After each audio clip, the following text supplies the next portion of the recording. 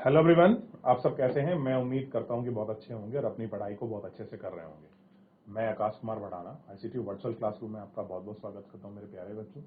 जैसा आपको पता है कि हमारी 7th क्लास है। बेसिकली 7th क्लास में हम लोग देख रहे हैं सामाजिक एवं राजनीतिक जीवन की सेकंड बुक, और उसी में हम लोग आपका मेरे प्यारे बच्चों जो आपको पता है कि हम लोग बात कर रहे थे चैप्टर नंबर आपका 9 की, और 9 में थी समानता के संघर्ष के लिए। जो हम लोग आप बात कर रहे हैं कि समानता का संघर्ष क्या होता है, लोग कैसे समानता के संघर्ष के लिए अपना प्रयत्न करते हैं। उस समानता के संघर्ष को हम लोग बहुत अच्छे से एक एक करके गौर करेंगे। सारे पहलुओं पर हम लोग आपका बात करेंगे और समानता के संघर्ष को जानेंगे कि आखिरकार समानता का जो संघर्ष है वो है क्या, और किसको आप समानता का संघर्ष कहते हैं। ठीक, इसी पर हम लोग आपका बात करेंगे। ठीक है ना।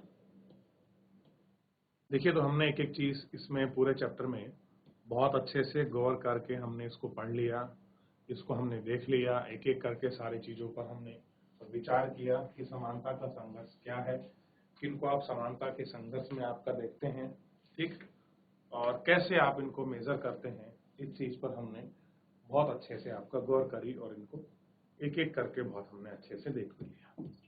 ठीक, आज हम लोग थोड़ा सा आगे बढ़ते हैं, क्योंकि हम देख रहे थे लास्ट टाइम में आपका तवा मत्स्य संघ के विषय में हम लोग आपका बात कर रहे थे कि तवा मत्स्य संघ क्या है और क्या चीजें हैं। हम लोग इस पर आपका विचार कर रहे थे। ठीक, तो सबसे पहले पता होना चाहिए कि तवा मत्स्य संघ है कहाँ। तो मैंने जैसा आपको बताया था कि ये कहाँ पर है, मध्य प्रदेश में आपका तवा मत्स्य संघ है। क्लियर है, ये आपको ध्यान रखना था किस लिए बनाया गया था। वहां के जो लोग आपका, जहां से बांध बन रहा था आपका तवा नदी पर, जो लोग पास पड़ोस से आपके विस्थापित हुए थे, उन लोगों को अपनी आजीविका चलाने के लिए उस बांध में जो आपकी झील थी वहां पर मछली पकड़ने का अधिकार उनको दिया गया, ताकि वो मछली पकड़कर उनको बेच सकें और अपना जीवन यापन कर सकें। इसी के लिए क्या बना था, ये आपका संघ बनाया गया था। ठीक है, ये हमको देखना है। ठीक, आगे बढ़ते हैं और गौर करके हम देखते हैं कि क्या था तवा संघ। ठीक, कैसे लोगों ने आपका चक्का जाम किया था। बेसिकली आज हमको यहाँ से पढ़ना था, लेकिन इस संघ को पढ़ने से पहले थोड़ा सा ऊपर हम एक पैराग्राफ है, इसको थोड़ा सा देख लेते हैं। ये थोड़ा सा एक इमेज है, इसको गौर करके देखिए, आपको पूरा समझ आएगा कि झील कैसे है। अगर यहाँ पर पानी भरेगा तो ये गांव कैसे शिफ्ट होंगे, इसके विषय में भी देखिए। देख लिया आपने। देखिए, नदी पर बांध ऐसी जगह बनाया जाता है जहां बहुत मात्रा में पानी इकट्ठा किया जा सके। ऐसा करने में आपका जलाशय बन गया है, और जैसे जैसे उसमें पानी भरता है जमीन का एक बहुत बड़ा क्षेत्र उसमें डूबता जाता है। इसलिए ऐसा होता है क्योंकि नदी पर ऊपर बांध की दीवार ऊंची होती है, उसको रुका हुआ पानी एक बड़े इलाके में फैल जाता है। यह फोटो उत्तराखंड के टिहरी बांध के बनने में डूबा इलाके की है। इस बांध का पुराना टिहरी शहर 100 किलोमीटर गांव में उस दूरी पर आंशिक रूप से नीचे संभाला गया है। देखिए, कौन सा है, टिहरी का है, हमारे जिले का है। आपको पता है जब बिलंगा नदी पर आपका बांध बनाया जा रहा था, ठीक, उस स्थिति को आप लोग अच्छे से गौर करके देख सकते हैं कि उस समय क्या कंडीशन थी और क्या कंडीशन रही होगी। इस समय को, इस चीज को आप थोड़ा सा बड़े अच्छे से गौर कर समझ सकते हैं। क्लियर है। चलिए, जब यहाँ पर पानी इकट्ठा होगा, जब तुम आगे आप इसको पानी को रोक दोगे तो पीछे का पानी पूरा आएगा, ऊपर बढ़ेगा लेवल और इसकी तरफ बढ़ता चला जाएगा और गांव को विस्थापित करना पड़ेगा। और ऐसे हुआ भी है कि ना जा रहे कितने सारे गांव को हमें आपका विस्थापित करना पड़ा है।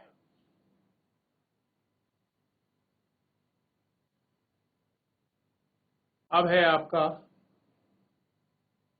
हम बात कर रहे थे बेसिकली इसी में तवा मत्स्य संघ की। ठीक, लगातार अपनी राय में इजाफा दर्ज किया गया, इसलिए संभव है कि उन्हें एक सहकारी समिति बनाई गई जो पकड़ी गई मछलियों के प्रत्येक खेप की उचित कीमत सीधे उन्हें देती थी। कह रहे जो इसलिए उन्होंने पकड़ी हैं। खेप मतलब होता है बहुत बड़ी मात्रा में, जब आप कोई प्रोडक्शन कर तो एक बहुत बड़ी मात्रा में खेप के रूप में वो लोग सप्लाई करते थे। सारा माल बाजार तक पहुंचना और वहां उचित मूल्य पर प्राप्त कराना समिति का ही काम था। क्या काम था, कि जितना भी सारा माल है वो क्या हो जाए, आपका बाजार तक पहुंच जाए और उचित मूल्य पर कैसा हो जाए, लोगों को प्राप्त हो जाए। ये सबसे प्राइमरी काम बना हुआ था। क्या था? ये लोगों का प्राइमरी काम था। ठीक, ये मछुआरे अब पहले की तुलना में 3 गुना बड़े ज्यादा कमाने लगे थे।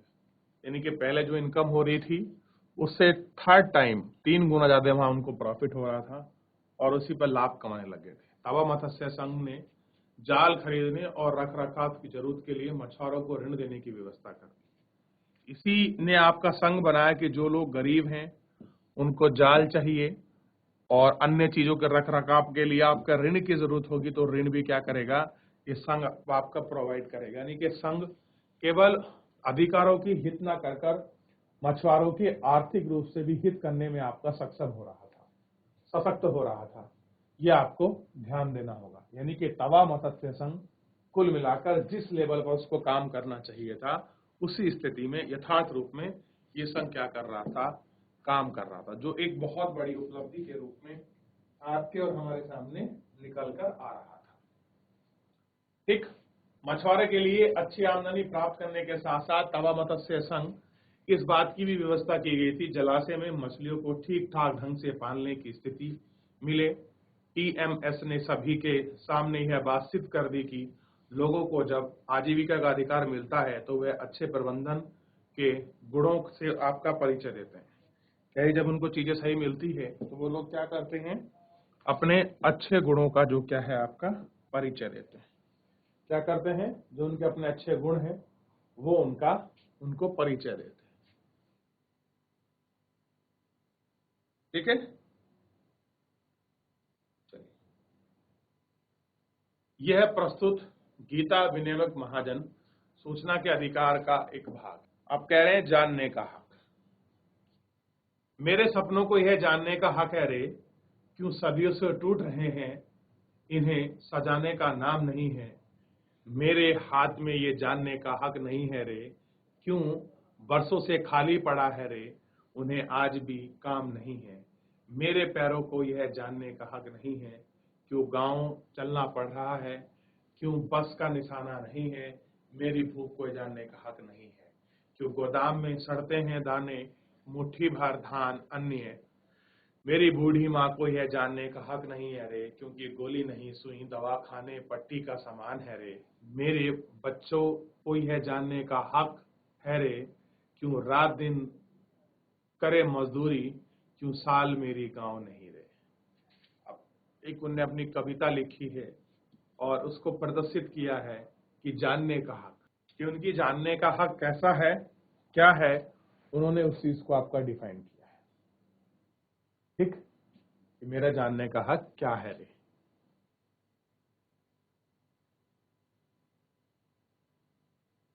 अब अगर आप इसमें आगे बढ़ जाते हैं और गौर करके देखते हैं तो देखिए, उपयुक्त पंक्ति गीत से आपको कौन सी पंक्ति आपको प्रिय लगी, कि जो आपने पंक्ति पढ़ी है उसमें सबसे प्रिय पंक्ति आपको कौन सी लगी है, ये आपको बताना है। मेरी भूख को यह जानने का हक है रे, इस पंक्ति में कवि का आशय। क्या आप अपनी भाषा में अपने क्षेत्र में प्रचलित कोई ऐसा गीत या कविता आप कक्षा में सुना सकते हैं जिससे मनुष्य की समता और गरिमा का वर्णन मिले? कोई भी ऐसी कविता जो इक्वलिटी को दिखाती हो, गरिमापूर्ण आपके जीवन को दिखाती है कोई ऐसी? बताइए बच्चों, अगर है तो आप सुनाएं। ठीक, नहीं तो फिर हम लोग आगे बढ़ेंगे। अब कह रहे हैं असमानता के विरुद्ध रचनात्मक अभिव्यक्ति। अब आपको रचनात्मक अभिव्यक्ति दिखाने की, लोग अपनी बातों को कैसे एक नए क्रिएटिव रूप से रखते हैं, कैसे एक क्रिएटिव तरीके से, एक यूनिक तरीके से लोगों तक अपनी बात को डिफाइन करते हैं, इसको हम जानने का, हम इसको देखने का आपका प्रयास भी करेंगे मेरे प्यारे बच्चों। तो अभी जितना पढ़ा है इसमें कोई डाउट आ रहा है, कोई क्वेरी आ रही, पूछ लीजिए। चलिए, कह रहे हैं कुछ लोग असमानता के विरुद्ध आंदोलनों में हिस्सा ले रहे हैं कि अगर उनको इक्वालिटी नहीं मिलती तो वो लोग क्या करते हैं, आंदोलनों में हिस्सा ले रहे हैं। और कुछ लोग असमानता के विरुद्ध अपनी कलम, अपनी आवाज या अपनी कलाओं जैसे नृत्य, संगीत आदि का प्रयोग ध्यान उत्कृष्ट करने के लिए करते हैं। लेखक, गायक, नृतक, कलाकार भी असमानता के विरुद्ध संघर्ष में सक्रिय भूमिका निभाते हैं। अक्सर ही कविताएं और गीत और कहानियां न सिर्फ हमें प्रेरित करती हैं, बल्कि वे समानता में हमारे विश्वास को दृढ़ भी करती हैं। वे न सिर्फ हमें प्रेरित करती हैं, बल्कि हमें दिशा में प्रचलन करने का भी सिखाती हैं कि हम किस सही दिशा में जाएं। ये हमारा प्रचलन करती है। देख लिया आपने?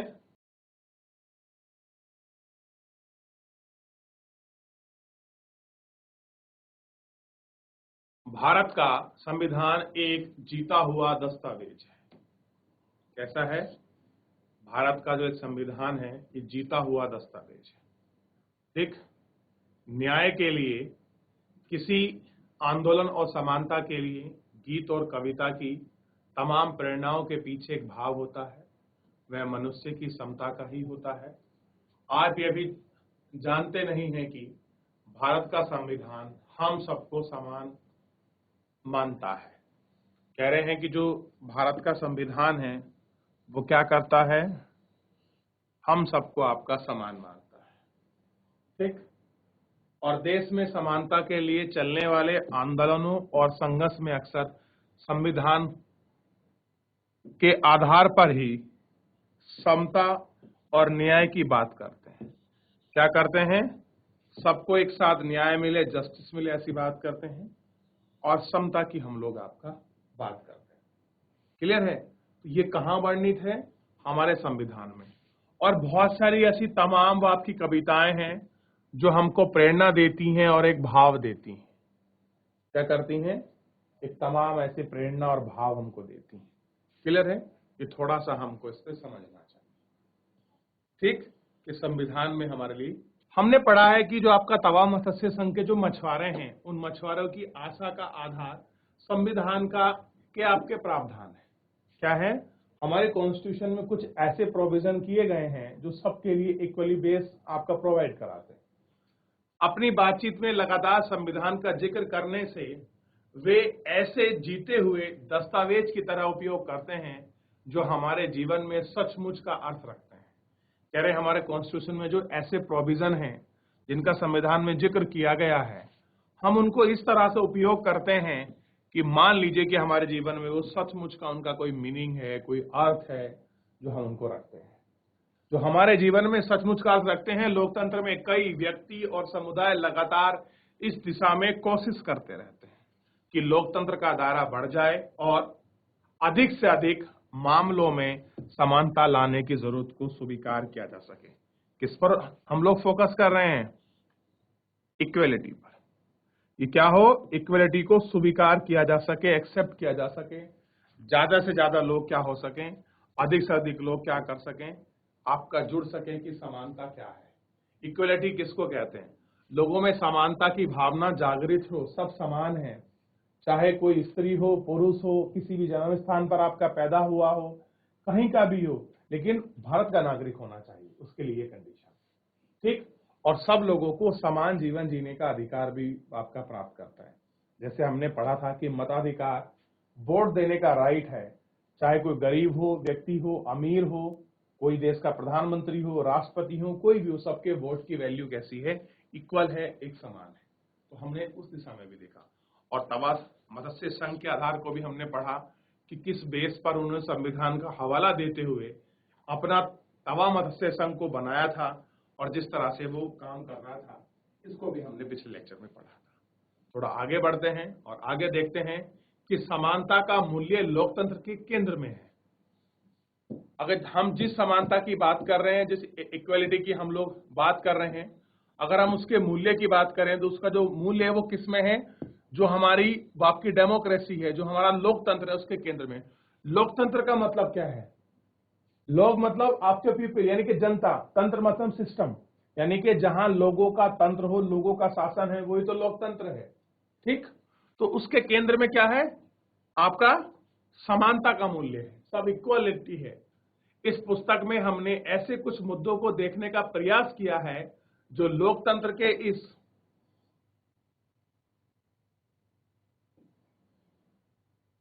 मूल भाव के लिए चुनौती पैदा करते हैं। क्या करते हैं? जो उसका मूल भाव है उसके लिए कुछ वो आपका चैलेंजिंग फेज जो है वो आपका पैदा करते हैं, उनको हमको देखना है कि वो चैलेंजिंग फेज क्या है, ताकि हम इसको आपका देख सकें। जैसा कि आपने पढ़ा है कि स्वास्थ्य सेवा का निजीकरण क्या है? स्वास्थ्य सेवा का निजीकरण। आप जब कक्षा 8 9 में पढ़ेंगे तो आपको समझ आएगा कि अगर हम लोग अगर किसी व्यक्ति के शिक्षा में और स्वास्थ्य में आपका इन्वेस्टमेंट करते हैं तो आने वाले फ्यूचर्स में हम उसे क्या बना सकते हैं? एक व्यक्ति को रिसोर्सेज बना सकते हैं। जैसे मान लीजिए आप लोग हो, आप अगर स्वस्थ हो तो आपका मस्तिष्क स्वस्थ होगा, आपकी कैपेबिलिटी, ब्रेन कैपेबिलिटी बहुत अच्छी होगी, आप चीजों को बहुत जल्दी ऑब्जर्व कर सकते हो, तर्क वितर्क कर सकते हो अगर आप स्वस्थ हो तो।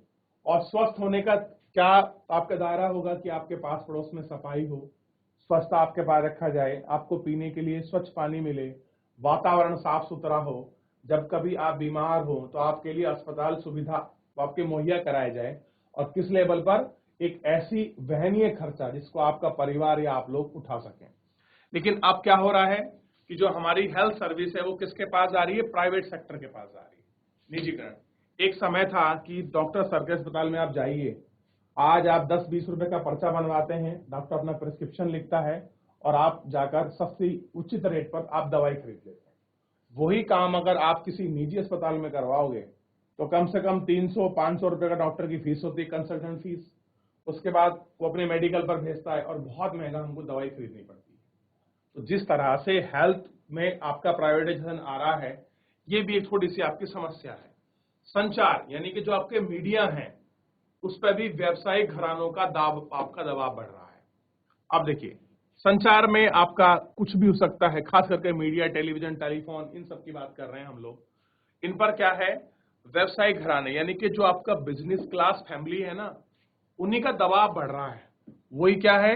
उन्हीं का वर्चस्व और आपका उन्हीं का नियंत्रण होता जा रहा है। किस पर? मीडिया पर, यानी कि ब्रॉडकास्टिंग को लेकर और स्पेक्ट्रम आपके बंटने को लेकर, ये सारी चीजें इसके अंदर ही आपका क्या है? इंक्लूड हो रही है। तो ये सारी चीजें, महिलाओं के श्रम के मूल्य का आपका कम देना। आज भी देखिए, महिला और पुरुष बराबर कार्य करते हैं, लेकिन वेतन में आप देखिए, सरकारी नौकरी को छोड़ दीजिए, अगर आप लोग निजी क्षेत्र में देखते हैं तो कहीं ना कहीं महिलाओं को थोड़ा सा उनके काम का मूल्य कम मिलता है। ठीक, कपास के किसानों में बेहद कम आय होना, ये सब लोकतंत्र की चुनौती है। अब आपने कपास का कहानी पढ़ी होगी, सपना के विषय में जो हम कहानी को पढ़ रहे थे, सपना किसान की, तो वहां समझ आएगी। ये वे मुद्दे हैं जो सीधे आपके गरीबी को प्रभावित करते हैं। इनका से क्या इम्पैक्ट होता है? सीधा वो आपका पॉवर्टी पे आपका इम्पैक्ट होता है, और समाज में उपेक्षित समुदायों से जुड़े हुए हैं। उपेक्षित वे समाज जो आपका वंचित हैं अपनी चीजों से। ठीक, ये देश के सामाजिक और आर्थिक समानता से जुड़े मुद्दे हैं। कैसे जुड़े हैं? सोशल और इकोनॉमिकल जो आपके इश्यूज हैं उनसे जुड़े हुए सारे पॉइंट है, आप इनको देख सकते हैं। क्लियर है? तो देखिए क्या स्थिति है संविधान की पूरी चीजों की, आप इसको पढ़ सकते हो, आप इसको महसूस कर सकते हो। तो जितना हमने पढ़ा है अभी तक, इसमें देखा है, किसी बच्चे का कोई डाउट है, कोई क्वेरी है, कोई ऐसा पॉइंट आपको समझ नहीं आया है, मेरे प्यारे बच्चों, आप मुझसे लाइव जुड़कर चैट के माध्यम से अपनी क्वेरी को, अपने प्रश्न को, अपने डाउट को आप मुझसे पूछ सकते हैं। कोई भी बच्चा किसी भी स्कूल से। ठीक है, चलिए आगे बढ़े, हम लोग आपका देख रहे हैं। देख लिया बच्चों, कोई डाउट किसी स्कूल का?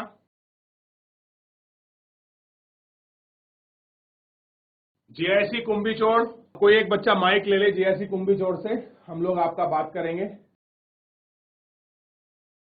चैप्टर पढ़े बच्चा? बहुत बढ़िया, शाबाश।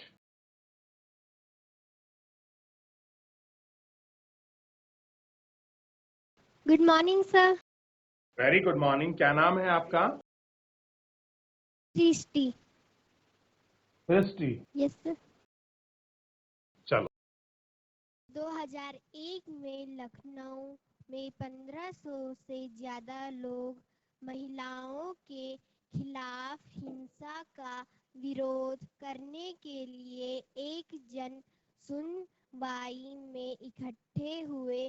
इसमें प्रतिष्ठित महिलाओं की एक ज्यूरी बनाई गई और उन्होंने न्यायाधीशों की भूमिका निभाते हुए महिलाओं के खिलाफ हिंसा के 15 से ज्यादा प्रकरणों की सुनवाई की। लोगों की इस ज्यूरी ने इस सच्चाई को उभारने में मदद की कि कानून व्यवस्था में हिंसा के खिलाफ न्याय की मांग करने वाली महिलाओं को कितना कम सहयोग मिल पाता है। ठीक।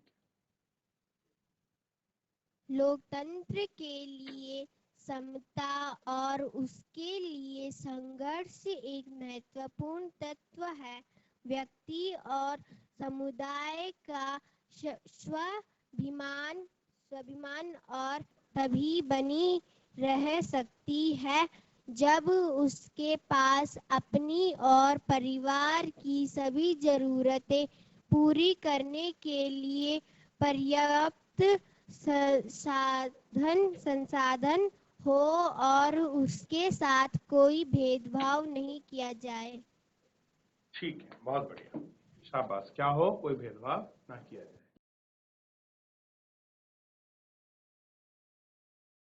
एक बार आप लोग सब बैठ जाए, सभी बच्चे, और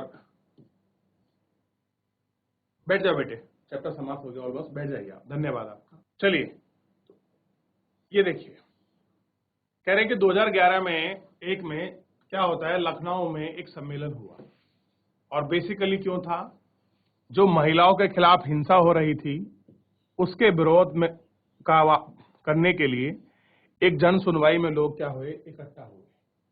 ठीक, इसमें प्रतिष्ठित महिलाओं की भी एक ज्यूरी बनाई गई और उन्होंने न्यायाधीश की भूमिका निभाते हुए महिलाओं को खिलाफ 15 से ज्यादा प्रकरणों पर, यानी प्रकरण का मतलब है टाइप है, उन पर आपका सुनवाई की गई। लोगों को ज्यूरी ने इस सच्चाई से उभारने में मदद की कि कानून व्यवस्था महिलाओं के खिलाफ न्याय की मांग करने में कितना कम सहयोग पाती है। क्या कर रही है कि कितना कम उनको सहयोग मिला है, इस बात को आप देख सकते हैं। चलिए, तो इस तरह से पूरा जो आपका चैप्टर है ये समाप्त हो गया है। और एक बार सभी बच्चे मिलकर कोशिश कीजिए कि अगर आप भारत का मैप बना सकते हैं तो आप जैसे भी जिससे बने उल्टा सीधा भारत का मैप बनाने की कोशिश करिए। चलिए, रफ पेपर पर आप लोग ट्राई कर सकते हैं। चलो ट्राई करो, फटाफट फटाफट आप लोग बुक लो, अपनी रफ पेपर लो, कोई भी बुक लीजिए, उसके बैक साइड में बनाना प्रारंभ करें। बना लीजिए, जल्दी शुरू करो। बहुत अच्छे। सबसे पहले ऊपर से बनाएंगे, इसलिए मैं आपको दिखा रहा हूं। जैसा भी उल्टा सीधा आपसे बने, बहरहाल बनाने की कोशिश करें, कोई जरूरी नहीं है कि ऐसा ही बने। जैसी गोयना खाल आप भी बनाएंगे। देख लिया, ये ऊपर वाला पार्ट बनाइए हल्का सा। देख लिया, नीचे से इस तरह से बनाइए। देख लीजिए, एक बार आप लोग बना के देखिए, ट्राई करिए, ऐसा ही बनाया क्या सभी बच्चों का।